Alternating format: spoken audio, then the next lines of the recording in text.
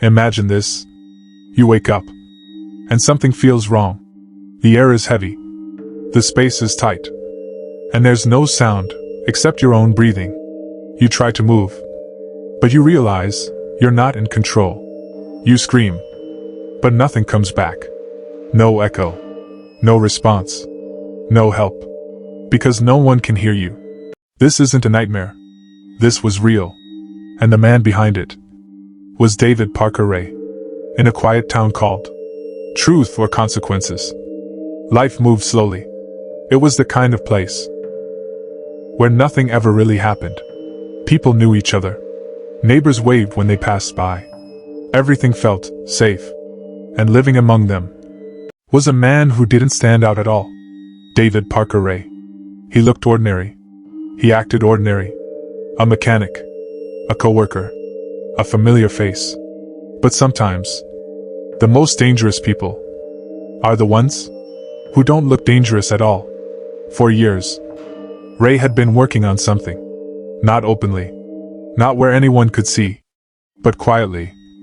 Carefully. He was building a place. Not just any place. A place designed for complete control. Hidden inside a trailer, parked like any other vehicle, was something he called the toy box. From the outside, it meant nothing. Just metal. Just a container. But inside, everything changed. The space was sealed. No outside noise. No inside sound escaping.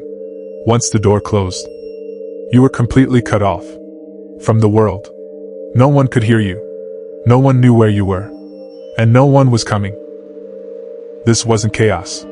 This wasn't random. This was planned. Every inch of that space was designed with intention. Control. That's what mattered to him. Control over the environment. Over time. Over people. But what made it even more chilling was how calm he was. Before anything even began, he would press play. An audio recording. A voice. His voice. Speaking in a calm, steady tone. Explaining everything. No anger. No emotion. Just a cold explanation of what was about to happen. Imagine hearing that. Trapped. Unable to move. Listening to someone calmly describe your fate. That kind of fear is different. It's not sudden. It builds. Slowly. And that's what made it so terrifying. To him. This wasn't madness. It was routine. And he didn't do it alone. His girlfriend, Cindy Hendy, was part of it. She knew. She helped. She stayed. Together, they created something that remained hidden for years. Think about that. Years. Without anyone knowing the truth. No clear reports. No confirmed pattern. Just silence. Until one moment changed everything. A woman named Cynthia Vigil found herself inside that nightmare. But her story didn't end there. Because somehow, she fought back.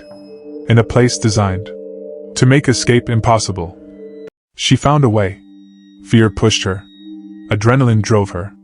Survival took over. And she ran. Out of that space. Out of that nightmare. Into the real world.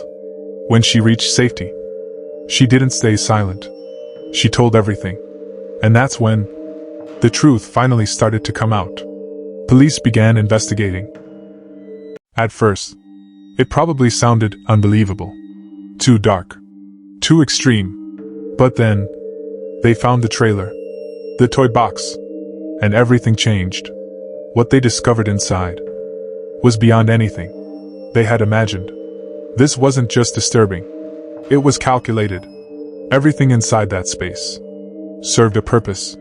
It showed planning. It showed intent. It showed time. This wasn't something built overnight. It had been there. Waiting. Officers who saw it were deeply affected. Because this wasn't just a crime scene. It was a system. A system built around control, fear, and silence. Ray was arrested. And slowly, piece by piece, the story started coming together. But even then, something didn't add up. Because one question remained. How many victims were there? And the answer was unclear. Some believed there were dozens. Others believed it could be more. But without clear records, without full evidence, the truth was incomplete. And that's what makes this case even more disturbing. Not just what happened, but what might have happened. The unknown. And then, just as the world waited for answers, everything stopped. David Parker Ray died before his trial was completed. No full confession. No complete story. Just silence. Again, the secrets he carried were never fully revealed. Which means, some parts of this story are lost forever. And maybe that's the most unsettling part.